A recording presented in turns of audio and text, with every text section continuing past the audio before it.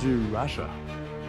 After a loud crash, the dust settles as I lay sprawled on the pavement, breathing heavily, staring up at the sky. I had attempted the front-side crooked grind using my worn skateboard in the skate park. Have you ever hit rock bottom? That moment when the pain isn't just in your body but in your soul? That was me. Every fall, every scar wasn't just from skateboarding, it was a reflection of my life. Lost, empty, searching for something, someone. And then he found me.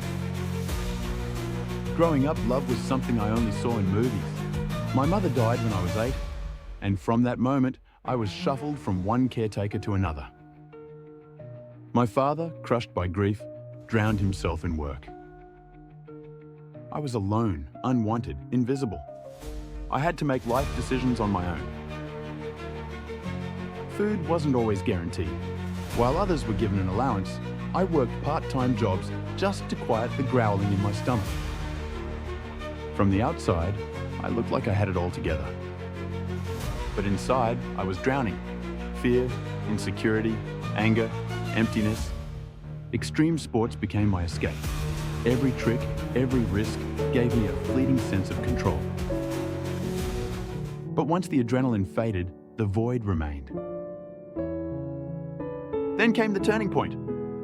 2 of my friend's older sisters started talking to me about Jesus. At first, I brushed them off. Religion wasn't my thing. But they kept inviting me to church. Eventually, I gave in. At church, I heard about Jesus, his love, his sacrifice, but I struggled. Every Sunday, after service, I'd see Christians taking over the fast food restaurant, singing loudly, oblivious to others around them. This irritated me. How could people claiming to follow Jesus be so inconsiderate? And yet, something about their joy made me curious. They had something I didn't.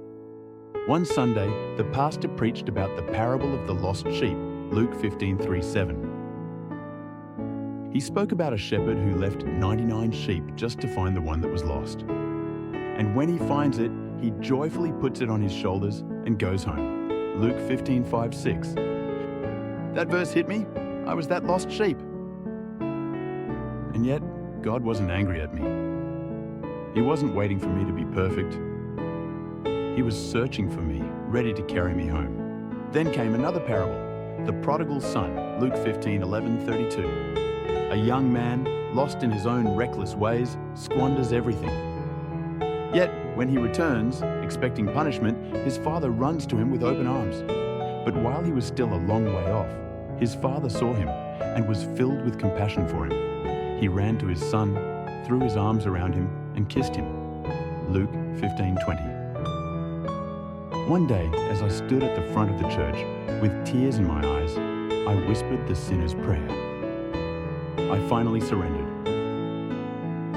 Jesus, I don't fully understand your love, but I need you. I'm tired of running.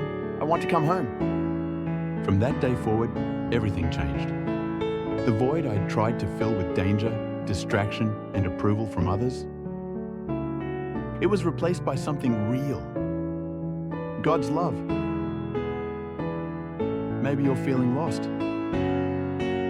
Maybe you're chasing something that never truly satisfies. Maybe you think you're too far gone for God to love you. Let me tell you something, you're not. Just like the lost sheep, just like the prodigal son, he's waiting for you. Your challenge.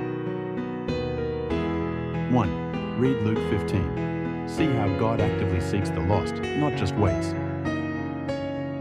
2. Ask yourself, what am I chasing? Is it truly fulfilling, or is it just a temporary high? 3. Take a step toward Him. Repentance leads to restoration, just like the prodigal son. 4. Pray, even if it's just a whisper. God is listening and ready to embrace you. If this story spoke to you, don't just scroll away.